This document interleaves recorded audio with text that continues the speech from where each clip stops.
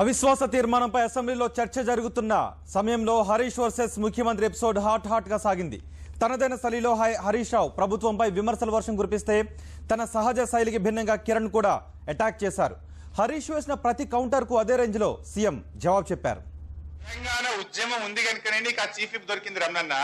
ఎందుకంటే మేము లేవనెత్తినాము ఈ రాష్ట్రంలో ముఖ్యమంత్రి సీమాంధ్ర, స్పీకర్ గారు సీమాంధ్ర, శాసన మండలి చైర్మన్ సీమాంధ్ర ఎవరు కూడా మీ దయాదాక్షిణ్యం వల్ల కాలేదు. ఇక్కడ నేను ముఖ్యమంత్రి అయినా అంటే కాంగ్రెస్ పార్టీ వల్ల మా సభ్యులు ఉన్నాం కాబట్టి మేమయ్యాం.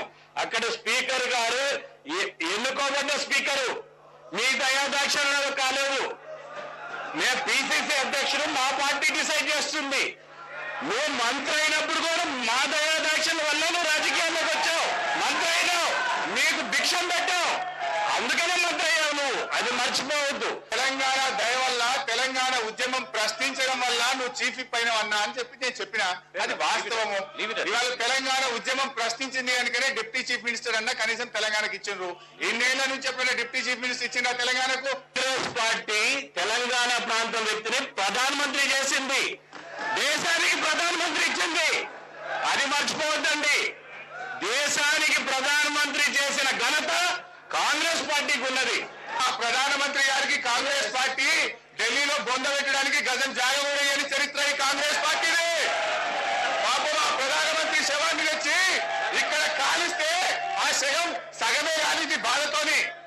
ఆ ప్రధానమంత్రికి తెలంగాణ బిడ్డ కనుక తెలంగాణకే ప్రధానమంత్రి అయినందుకు ఆయనకు మీరు ఇచ్చిన గౌరవం ఏంటంటే ఆయన శవాన్ని ఢిల్లీలో తగలబెట్టడానికి కూడా అవకాశం ఇవ్వని చరిత్ర మీ కాంగ్రెస్ పార్టీది.